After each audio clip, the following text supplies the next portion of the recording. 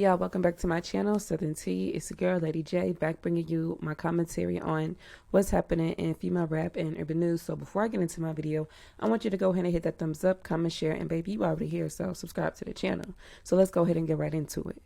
So the first topic I want to get off my chest is Nicki Minaj. So as we all know, Nicki previewed a new snippet of her song, Red Would Be the Sleeves, which is dropping this Friday, March 3rd. And I'm ready for it, baby. Do you hear me? That beat sounded so goddamn fire. I can't tell you how many times I sat and replayed it. But before I get into the song, I want to get into the looks, because why was Onika serving like this? New era, new fashion, new alter egos. Like, she knows what we like, and she serve it hot and fresh on a silver motherfucking platter, baby, every time.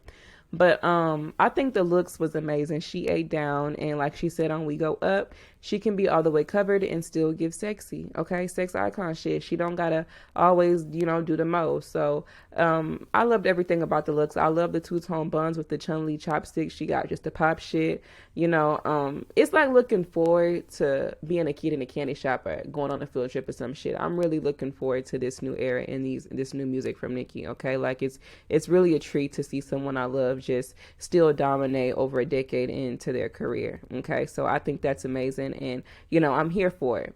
Now, I want to get into these viral ass lines that had Twitter and social media in a chokehold, baby. Do you hear me? Okay.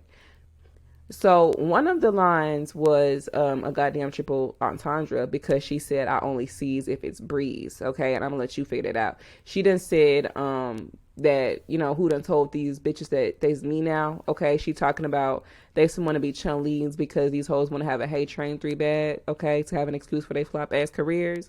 The gag is, though, even throughout Nicki's real life hate train, she never really flopped because she always had fans that bought and streamed her music.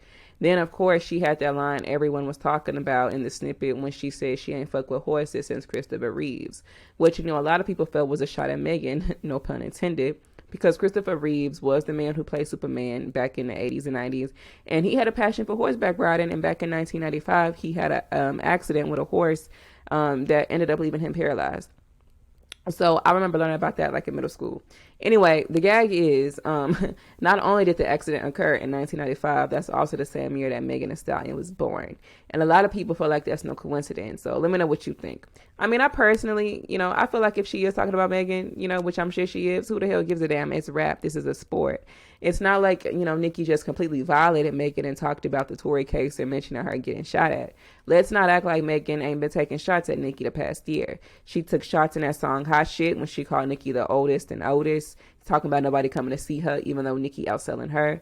She also took shots in that song, or not that song, that album, Something for the Thotties, talking about when the last time Nicki worked out, because she always talking about running shit, okay? Let's not forget about how she also took, shots in Traumazine in that song Budget that she had with Latto. She said these bitches ain't busting shit. They busted, because Nicki dropped a song early last year called Bustin'. And then on top of that, in the same album, on another song called Gift and a Curse, Megan said, all that talking ain't making me nervous, feeling yourself, put down in perks. And Nicki got a song with Beyonce called Feeling Myself. And in that song, Nicki did say, dripping on that work, tripping off that perk. So a lot of people took that as a dig towards Nicki, which is why people believe Nicki, took shots on the Roman remix, okay? She told that bitch, use a goofy, get a chair. She was cocky, I could swear. To my whole mixtape, sold more than your album. Drop a tear, okay?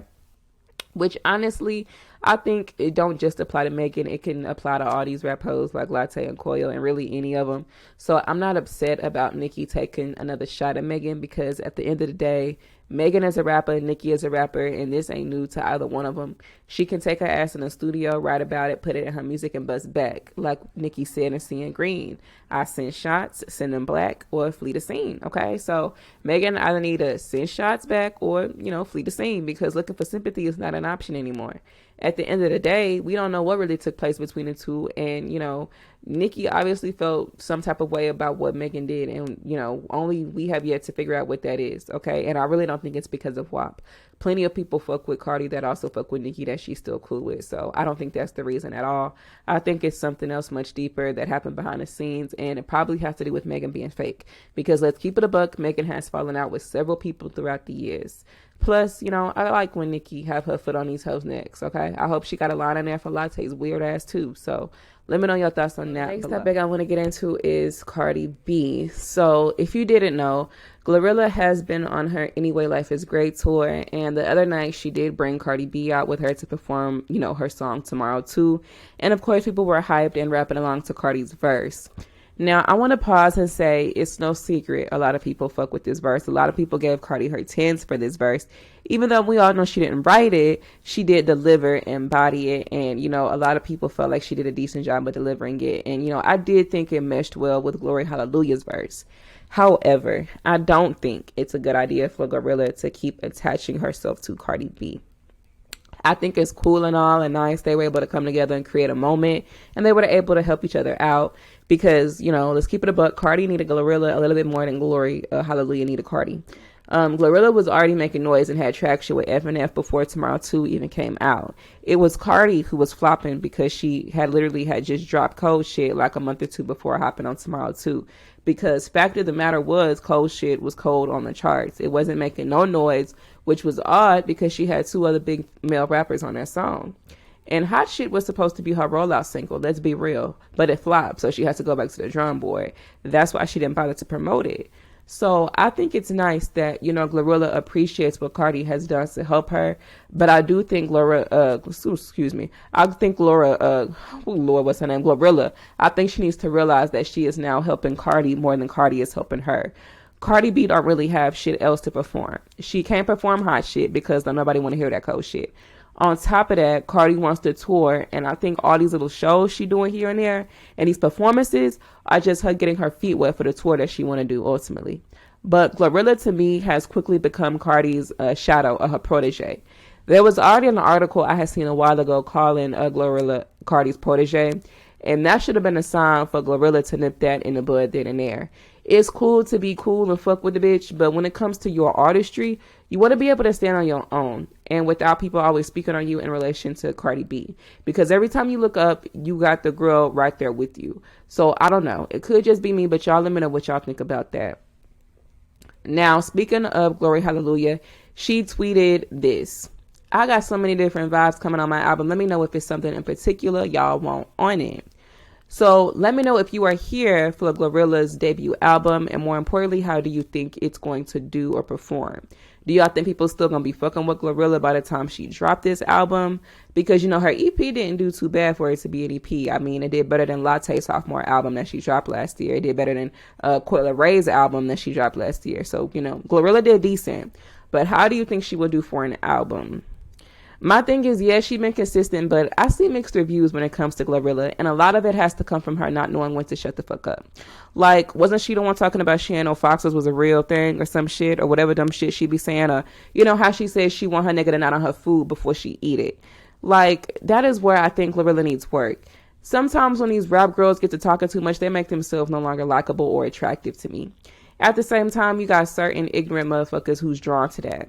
Anyways, I think as long as Glorilla keeps being consistent with the music, she will do decent. But I don't know if people will be tuned in for a second album after she drops her first. So, that's my whole thing with that. But let me know if you are here for it and what's your thoughts on it below. Now, the next topic I want to get into is Lola, Brooke, and Cardi B.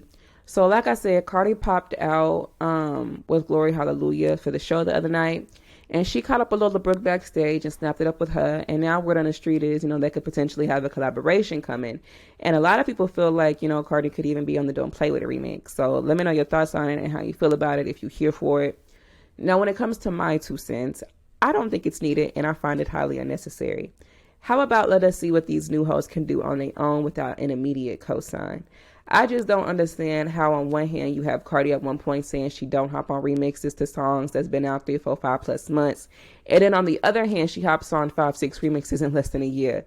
She was on the Shake It remix, the No Love remix, the Tomorrow remix, because let's keep it a buck, that was a remix. All they did was add Cardi to the song. Glorilla's verse was the exact same as the original. Cardi was also on the Dispatch remix by Rosalia. She tried to hop on the remix to Munch by Ice Spice, but I guess Ice Spice or her team never cleared that shit, so Cardi just put it on Instagram. Now here she go, trying to ride the wave of another new bitch with a little bit of noise behind her name. Okay, what was that Nicki said? Once you start hopping on every new trendy thing, constantly you start to become faceless. On top of that, it won't always be received as genuine, because ain't no way you just want to work with all these new rap girls when you have no music out and no hits out. But when you have music and hits, you pay these hoes dust. Cardi ain't had a hit in over 2 years. Let's keep it a buck. So of course she gonna ride the wave of these new rap hoes and make it seem like she's such a girl's girl and such a supporter of these new rap girls, when the reality is she needs them. Until she gets another hit, she need these hoes. If it wasn't for Glorilla, Cardi wouldn't even be on Billboard right now. And I would not be surprised if she hopped on the remix to Don't Play With It. And I also wouldn't be surprised if we see her with another hot rising female rapper. Cardi at this point is becoming predictable. It's no coincidence every time a new bitch pop out, here go Cardi right there as if to get first dibs on a bitch, okay? She did it with Glorilla, she did it with Latto, she did it with Ruby Rose, she did it with Lola Brooke, she attempted to do it with Hot Spice, and it just gets very predictable at this point.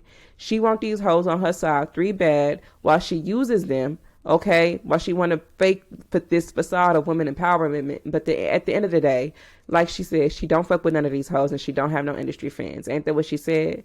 Okay, and what's even more weird is after, these hoes hop on, this whole new wave of Cardi B riding a wave, all of a sudden they unfollow Nicki Minaj.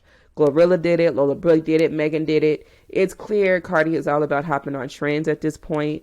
Like, she was quick to hop on and defend that ignorant ass dancing Glorilla nigga with his ignorant ass when she don't even know the history behind why people find that so offensive and in poor taste. She don't give a damn about shit that really matters. She don't give a damn about her artistry. She cares about making money, staying relevant, and trying to control the narrative as it pertains to her name, in my most humble opinion. So that's just what it gives to me. So let me know your thoughts on that below.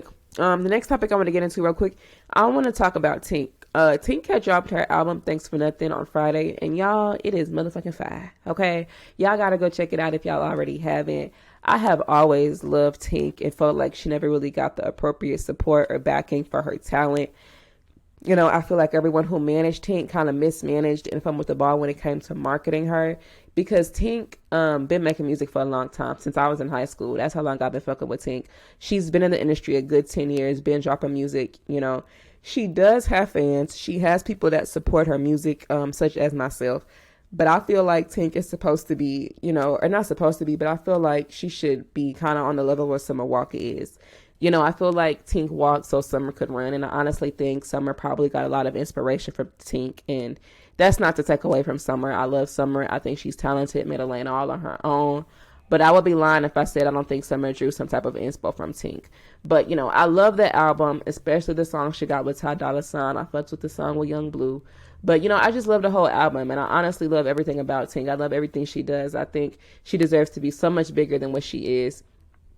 But, she's also independent, and, she's honestly a better off that way than being caught up with these suck-ass industry deals and these, snake-ass labels, okay, like she has been caught up with in the past. So let me know your thoughts on that below, and if you done been tuned in to Tink's new album. The next topic I want to get into is Doja Cat.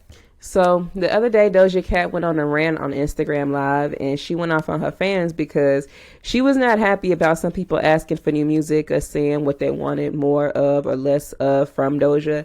And to say the least, Doja wasn't really here for it. So take a listen. I'm not rude, first of all, bitch. I just don't like you. I don't like a lot of y'all. And I'm just here to shame, guilt, bully.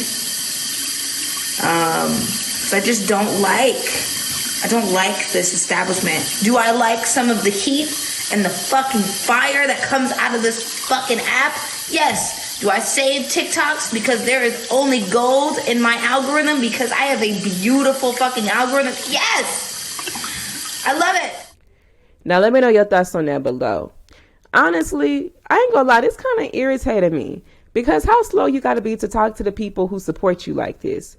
Okay, they the reason why your shows be sold out, why your music gets streamed, why I get bought. Like, I don't get how these new age artists be treating their fans.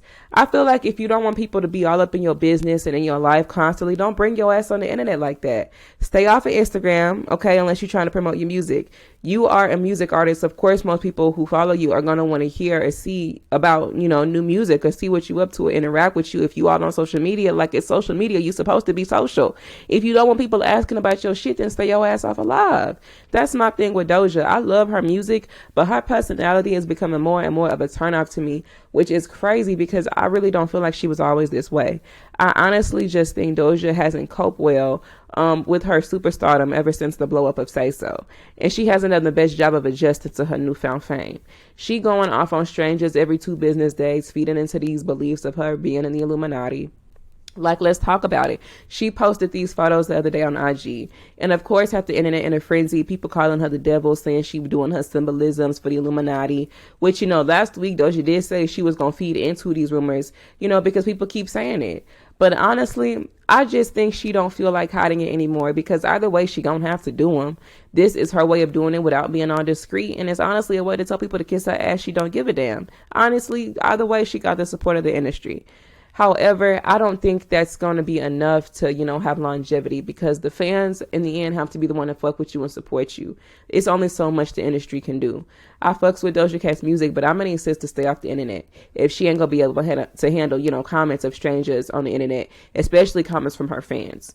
But what I found interesting is after Doja posted these photos of her, randomly dressed up as the devil, the Shade Room had posted and deleted these photos off their Instagram page, and a lot of people thought it was kind of odd because right after they deleted it, they put up some post talking about they basically Team Jesus or some bullshit when, they set people up every day to be dragged. I just think at this point, if you're gonna, support Doja Cat, listen to her music, whatever. But as far as her wanting to live up to this false ass expectation of what, we want her to be, that gotta kind of be put to rest at this point because clearly Doja Cat gonna do what she wanna do. And she is not very interested in pleasing her fans or anyone other than herself for that matter. And honestly, that is her prerogative. So personally for me, I can still fuck with Doja's music and be okay without seeing or following her on social media. Because honestly, the more she's on social media talking to her ass, the more she becomes annoying and looks like a nutcase to me. And I really just think it stems from her not really coping with her newfound fame that she has reached within these past 3 years. A lot of these new artists, I believe, need some type of public training or at least a good publicist because a lot of them be making themselves look real crazy out here, in my most humble opinion. So, in conclusion, love Doja, the artist, love her music, not so much her personality, not at least what she displays on social media. I don't think talking shit to your fans constantly because they asking your literally rich and famous ass for music, which is something you're literally known from doing, which is why you're rich and famous. I don't think it's cool. Okay. I don't think it's cool when Cardi did it. And I don't think it's cool when Doja does it. As much as I fucks with her, I don't think it's cool. I think it's, a slap in the face to the fans. So let me know your thoughts on that below. The topic I want to get into is Coi Leray. Because according to chart data, Players is now Coi's highest charting single because it has now surpassed No More Parties. Because if y'all don't remember, No More Parties did peak at number 26 on Billboard, and Players is currently sitting at number 22 on Billboard. And it is expected to rise this week and be in the top 20. Which, ain't surprising to me. I've been said this was going to happen about a month ago when a song started to get radio play. Back when it was sitting at number 85, I said it was going to start to rise over the next 4 to 6 weeks because it was so popular on TikTok. And, I also said I wouldn't be surprised if it went top 20 or top 10, which, is what we see happening show enough. That is why she went and chose this sample because it was already a hit back in its time and she did take advantage of its popularity on TikTok. I gotta give her 10s for that. And I'm speaking more so toward the Jersey mix that is popular on TikTok. She took advantage of that remix and, she dropped the visuals to the song by using the Jersey mix instead of the original, which was a chess move. On top of that, she continues to promote the song and continues to get radio play for it. So Coi is working the song, and on top of that, she did reveal on Twitter that this was only the beginning because when a Twitter user said, I wonder if Coi's song Players is going to carry into the summer because I can see that song ringing off in the summertime, Coi responded and said, I ain't dropped the remix yet, I got a surprise video. So Coi is clearly not done working this song. She already got a remix of the song recorded and a video shot, ready to drop. And she waiting on the right time to drop the video because she most certainly is planning on carrying this song into the summer. And I can see that happening. This song is also a hit in the UK right now because it's sitting at number 7 in the top 10 on the UK chart. So this song is, it's an international hit for Coi. And I think if she leverages this song the right way, which, she seems to be doing a good job at, I think this could potentially solidify Coi Leray with being mainstream for at least the next, 2 to 4 or 5 years. I really do. She, already appeals to other audiences, and she's marketing and appealing to more than just one crowd. She already, teamed up with BTS, so you know how big their fan base is. So let me know how you feel about it. Like I said, I've been seeing all this coming. Now, speaking of Coi, fans have noticed that she posted a little TikTok video where she was dancing in front of a portrait of her and Nicki Minaj from, the Blick Blick video that she had hung up in her home. And a lot of people felt like Coi was trying to, do this on purpose to get the attention or be on the good side of Nicki and the Barbs. Because for one, she's showing that she has this portrait hanging up in her home, which obviously means something to her if she, has it hanging up in her home. Okay, so obviously it's something of importance. And some people may wonder, why she did this. But, I'm going to tell you why I think. Coi knows exactly what she's doing. This ain't by chance. She sees the popularity of her song, and Coi knows that if she goes international, and if she wants to grow an international fan base, it would benefit her if she had the Barbs on her side, because the Barbs are an international fan base. We already know majority of female rap fans are Barbs, at least Nicki fans. Let's keep it a buck. And it's better to have a huge fan base like the Barbs on your side for you than against you. She sees how they be doing Latte's ass. Okay, they still dragging her, so don't pick up the bitch. Latte ass ain't got up off the float yet. She done had at least 100 songs leak, 6 songs flop, and then been exposed for being a fraud all within the past 2 to 3 months after going against Nicki. So I think Coi sees that it would really, or that it wouldn't really work for her to, have Nicki on her, bad side. So, I just think she thinks it would be advantageous, for her to have Nicki's side and to have the support of the Barbs. On top of that, you have that interview Coi did for Billboard a couple of weeks ago. She was talking about how much it meant to her that Nicki even chose to work with her on Blick Blick. Despite what they have gone through behind the scenes, she still positively spoke on Nicki. And I also think that was a chess move.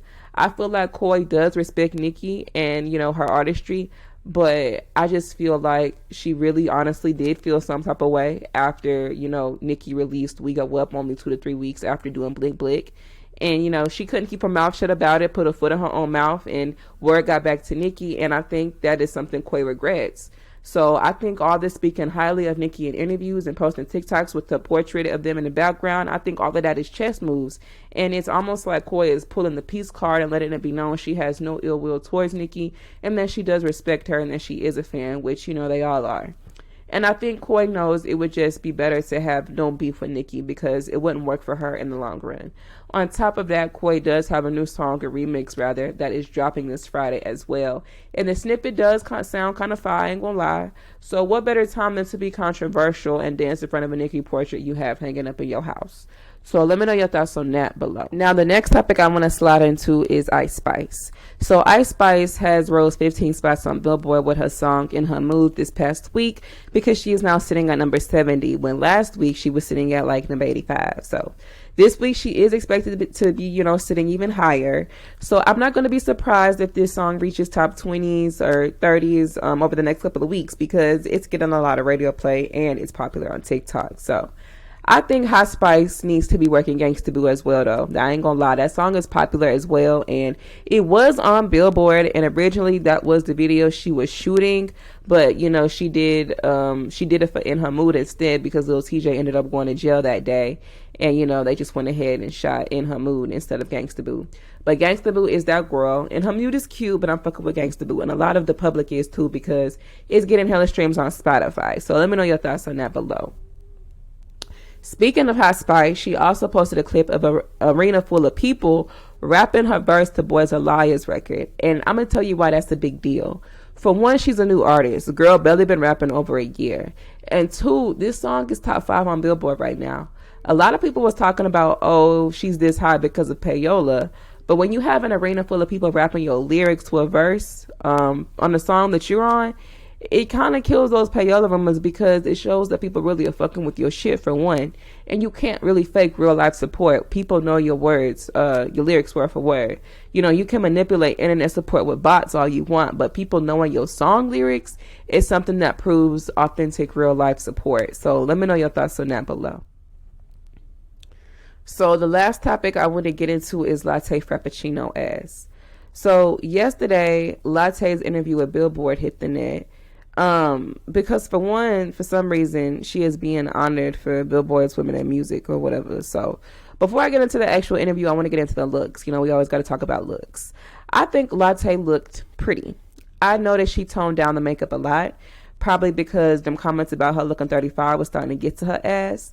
But I liked the lack of makeup, and I thought these photos looked decent. I'm not no hating ass bitch. I think she looked pretty. However, I couldn't help but to notice the red dress. It kind of reminded me of something Cardi did for one of her looks for Fashion Week last year, and also something she did for the 2019 Met Gala. I feel like Latte, or at least her stylist, kind of drew some type of inspiration from Cardi B's past looks, which I low-key feel like kind of annoyed Cardi, because Cardi has spoken about these girls copying her looks and visuals before. And, you know, she tried to pretend like she support these new hoes and whatnot, but she low-key be shading their asses, okay? Talking about they be copying her and shit. So I want to go ahead and get into the interview. So I want to start by reading this right up, okay? So I'm going to start here. So this is what it say. The rapper, talking about Latte, has received widespread support from artists such as including Queen Latifah, Trina, City Girls, Cardi B, SZA, Remy Ma, and Lizzo, who tapped Latto to support both North American legs of her special arena tour. I get a lot of love, Latte says with an exuberant smile. Real recognize real. And I want to pause right there because, bitch, what's that supposed to mean and who that's supposed to be for? Because people who don't fuck with your fake ass, that don't make them real. Everybody know about her public fallout with Nicki, so is this supposed to be for her, or like because she turned down the songs you requested for her to be on and made up imaginary beefs in your mind and let Stan Twitter convince Nicki had an issue with you and had the time and energy to subtweet you? Like, girl, what? I know you fucking lying. It's cool that you still managed to keep the relationship with some people in the industry, but don't assume it's because real recognize real. Maybe they would also take an issue with you too if they denied your request for features and you came at them sideways in the DMs and recorded private conversations just to have as ammo for clout on the internet. Anyway, the article went on to say this. Intended to pay it forward, gushing over other newcomers like Flo Milli, Lola, Brooke, and Glorilla. Lade said, "My number one thing has been being a girl's girl." She explains, "I utilize my power and uplifting others on my way up. When you see Latto do a feature with an upcoming female rapper, I don't charge them. The label got to cover the glam, but I don't profit off that." So let's pause right there. This is where Latte is a fraud to people. Because she talking about being a girl's girl, but where was the girl's girl when it came down to Onika addressing the inequality and unfairness of the Grammys? Instead of publicly acknowledging that Nicki had a point, she chose to take her ass on social media and play victim, talking about she couldn't even enjoy her nominations, but could be in Nicki's messages agreeing with her that she had a point. Were you being a girl's girl then, or did your need for clout and attention outweigh that attribute about yourself? Because let's keep it a buck. The real reason she did all that hooped and hollering on social media and leaked phone conversations and start talking about a bitch family is because they've been plotting and waiting from the gate for the right time and opportunity to pop off for their 15 minutes. The problem is, Latte ass didn't give herself enough time to establish a proper fan base that would support her music after her fallout with Nicki. She done dropped about 5 or 6 songs since Big Energy left the charts and ain't got one to stick yet. But then she went ahead and decided to take the Nicki route and bite Doja's sound and go pop for another hit because nobody fucking with her rap shit. So, girls girl my ass. She talking about she don't charge these upcoming rap girls for features, but bitch, who are you to charge them for a goddamn thing? It ain't like it's benefiting them to collaborate with you. Like, who are you? You're not going to get them to chart on Billboard. You collaborated with Chloe and that flopped. You collaborated with Glorilla, that flopped. You linked up with Flo Milli and that did nothing. Notice how all these quote-unquote new girls mentioned are already girls who got a buzz. They mentioned in Lola, Brooke, Flo Milli, and Glorilla, who already had buzzings and were already kind of making noises for themselves before Latte Latte or even Cardi came into the picture. FNF was already big before Tomorrow too. Okay, like Lola Brooke was popping off with her little record, and Flo Milli been doing her thing. So in what way would them collaborating with you benefit them? Okay, it's not gonna chart. So utilize what power, Latte. It's almost as if she's speaking in a way that she wishes Nicki would have done with her. She wanted Nicki to not charge her for a feature because we already know Latte tried to get Nicki on several songs, including Big Energy. But let's keep it a buck. Would Latte have had the budget for a Nicki Minaj feature?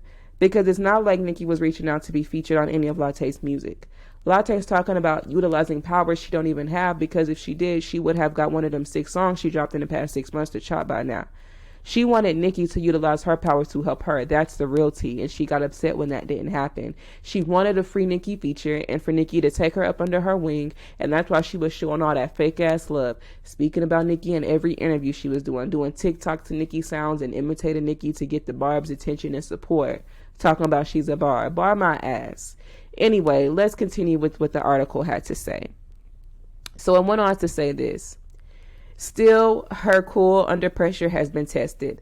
Last year, the rapper, like many her age, a fan of Nicki Minaj since childhood, became embroiled in a bitter Twitter battle with the rap legend, who had expressed frustration with the Recording Academy following its categorization of Super Freaky Girl as a pop song when considering it for the 2023 Grammys.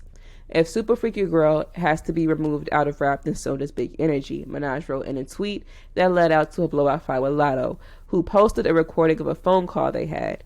It's difficult navigating through situations like that because there's a disconnect. I will look at myself as a fan of someone and they will view me in a whole different light, Latto explains today. It's disappointing. You just gotta take it to the chin and keep it pushing. Latte is refusing to take any accountability for the part she played in all of this.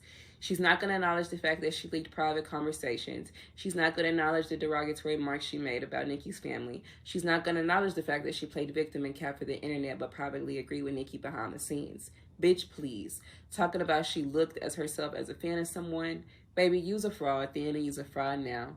You was a fan up until your head got gas from Big Energy. You got to smelling your own ass and expected Nicki to collaborate with you off of the back of that. And when she really ain't obligated to do a damn thing, and it's a good thing she didn't because you're a fake. You secretly recording conversations and whatnot, like, girl, what light was Nicki supposed to view you in? You look thirsty as fuck for a feature, and that's how I would have viewed you. Every time you DM'd her, it was about a feature. No, hi, how you doing? How's your family? I want to let you know I'm a huge fan. I love you. I support you. It was none of that. It was always about a feature. So, and what other light was she supposed to view you in? That is what gets me. Now, ironically, after this Billboard interview came out and it was revealed that Latte considered herself to be a girl's girl and that she don't charge upcoming female rappers for a feature, which what she really meant is she don't charge upcoming female rappers with a buzz for a feature, because it would benefit her more if she collaborated with them for free, in my most humble opinion. Kodak Black's female artist by the name of Cutthroat Barbie basically exposed Latte on Instagram for being her horoscope sign, and that's a cap. So this is what Cutthroat Barbie had to say. With old girl and all the shit, right? About the love, she fucked with female artists and shit.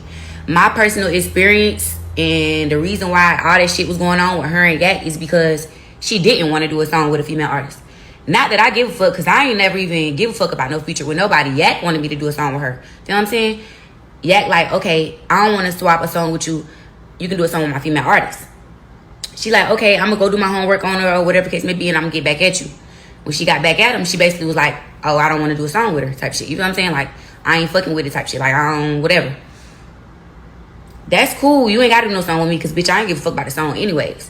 My thing is, do not get on here on Instagram capping and doing all this, acting like you really all in for the girls. You really fuck with the girls if you really not. That shit weird. You know what I'm saying? I don't even know her. I ain't never had no run-in with her or nothing. I don't know why she didn't want to do the song. But that's cool, too. That's her opinion. That's her. Okay, cool. All that's cool, you don't want to do a song, but bitch, now you gotta pay. Whatever, like, you gotta pay. You know what I'm saying? Like, don't get on here on these interviews and shit acting like a nigga done you some wrong because he gave you an option. You feel what I'm saying? Like, and clear his name up, bitch. That nigga still did a song for you and was gonna do it off the strength, but you decided that you didn't want to do a song with me, and that's cool. You entitled to, you know, whatever the case may be. I just do not like when girls be on that, oh, I love women, I love women because it sound good. It shit sound good as hell. But when it comes time to actually fuck with a bitch, like, we from totally two different ends of Atlanta. Like, I'm from the real Atlanta. Like, not discrediting her or nothing like that, but I'm from the real Atlanta. Like, I went to Kennedy Middle School. Like, bitch, I'm from the city for real. I'm not from no another county, bitch. I'm from Fulton, bitch. I went to Atlanta public schools. You get what I'm saying? So it's like, fuck with a bitch that's from your city. Like, fuck with us. Like, you know what I'm saying? Like, especially if you're gonna be capping like that, we're gonna be the ones that have your back for real type shit, you know? One thing I know for sure though, and y'all know I don't give a fuck about no future. For no bitch, no nigga, no nothing. I don't need nothing from them, one of y'all. And I'm not paying for one either, bitch. I got too many relationships with motherfuckers who I fuck with. I would rather fuck with people who I fuck with. Who cares about a song from anybody else? Bitch, they know how y'all sound. I'm ready for the world to hear me personally. So I could give a fuck less. But when the label say some shit like, hey, we think you should do this, man, I'm all for it. Me personally. Yeah, but that's just what it is. She also posted this on her story. Everybody keep tagging me in this shit. I don't care about no feature from her or nobody else. She did that shit though. I don't work with new female artists, was her exact words. That's the real reason she was mad at Yak. She had to pay for that song on her album because she didn't want to do a song with me. Then shit really hit the fan when Latto, instead of, responding publicly like she did with Nicki, she went into Cutthroat Barbie's DMs and responded privately, and this is what she had to say. You could have just asked me what's up yourself instead of believing what a nigga told you. These exchanges didn't come till after a situation you clearly know nothing about. I was told to come to his party in order to clear the verse first. I said no, and then they said for a verse for an artist on his label of his choice, and I said no. My lawyer got the proposal on paper, word for word. I don't even know you. So let's clear some things. You consider yourself to be a girl's girl, right? And don't charge up on female artists for features, but don't want to collaborate with a bitch from your city because she don't got a big enough a buzz for you, right? Because Lola Brooke got a buzz, Glory Hallelujah got a buzz, Flo Millie got a buzz. Hell, you collaborated with Armoretta and she already had a buzz and was getting posted on blogs. So, of course, collaborating with them for free would benefit you and you wouldn't need to charge them. On top of that, ain't she only confirming the same thing Kodak producer said last year after, she insinuated it was Kodak who gave her a hard time about clearing a verse for the album because she couldn't sleep with him or wouldn't sleep with him? And when people were saying it was Kodak, she didn't bother clearing up those rumors. But let's not forget what Kodak producer said last year, because this is what he said. Let me fill you in on what this bullshit with Latto was all about. She asked for a feature a while back. We charged her our normal rate, and she wanted a swap. Since her verse won't really do nothing for us, we asked for a swap for our female artist and charged her substantially less. She declined, and said she was not going to use the record. Out the blue, she decided to accept a higher fee and still not offer a swap for our artist. Talk about empowering fellow female rappers. Now she on some bullshit that she was made uncomfortable and holding up your album. I know you're not talking about us. You were on your diva shit when no one is getting in the car playing your records. Your whole album had legal issues. I'm on the email chain. Stop trying to pull this fictitious filed empathy card for sales. You try to assassinate a brother's character and I'm going to destroy yours. And that's why she won't say a name. She's full of shit. She knows if she's keeping things general and up to assumption, she's going to get her pity party. And it turns out what he said was factual because that's what Cutthroat Barbie confirmed. And the fact that Latto has yet to come out and expose and confirm who she was talking about says a lot. You a girl's girl, but even when they was trying to offer you a lower price for a collab with their artist, you declined and chose to go with the higher fee and got pissed because you felt you was bigger than what you really are and that you didn't need to be charged that much. But baby, you such a girl's girl. Why ain't you had no upcoming female artist on your album? You had not one female artist on there except for Megan, and she was already mainstream. She did you more of a favor by being on your album than her. On top of that, even though Latto has yet to publicly address and clear up who she was really talking about they had she had an issue about them clearing her verse because they weren't trying to she wasn't trying to sleep with them or whatever.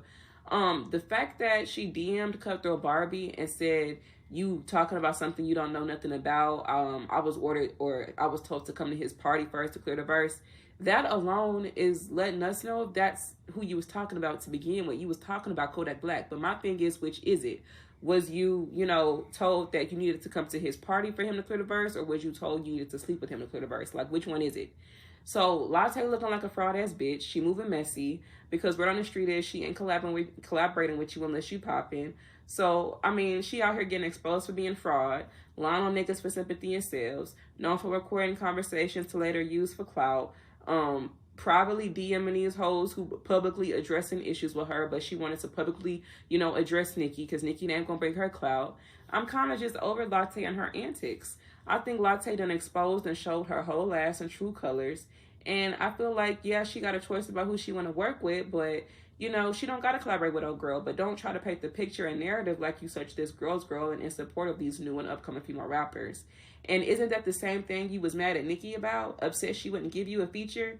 You got people mad at Nicki, talking about Nicki up here turning down features with you, but you turning down features with other people.